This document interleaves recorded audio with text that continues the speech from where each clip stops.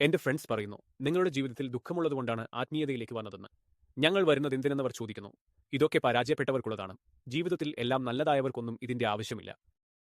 ഇത് പറയുന്നവർ അവരുടെ ഭാഗത്ത് നിന്ന് ശരിയായ കാര്യമായിരിക്കാം പറയുന്നത്. പക്ഷേ അവരോട് പരാജയപ്പെട്ടവൻ എന്ന് വെച്ചാൽ എന്താണ്, ജീവിതം എന്ന് വെച്ചാൽ എന്താണ്, എല്ലാം നല്ലതെന്ന് വെച്ചാൽ എന്താണ് എന്ന് ചോദിച്ചാൽ അവരുടെ കയ്യിൽ ഒരു പക്ഷേ ഉത്തരമുണ്ടാവില്ല.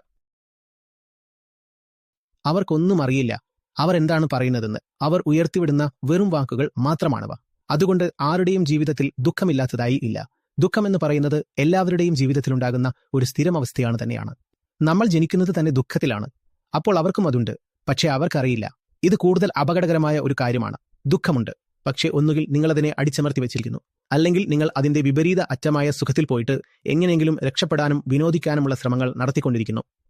സ്വതന്ത്രനായ ഒരാൾക്ക് മാത്രമേ പറയാൻ കഴിയൂ എന്റെ ജീവിതത്തിൽ ദുഃഖമില്ലെന്ന്. ദുഃഖം എല്ലാവരുടെയും ജീവിതത്തിലുണ്ട്. അപ്പോൾ ആരെങ്കിലും എന്റെ കയ്യിൽ ദുഃഖമില്ല, ഞാൻ എന്തിനു വരുന്നു എന്ന് പറഞ്ഞാൽ അയാൾക്ക് അയാളുടെ ജീവിതത്തെക്കുറിച്ച് അറിയില്ല. എത്ര ദുഃഖമുണ്ടെന്ന് അയാൾക്ക് അറിയില്ല.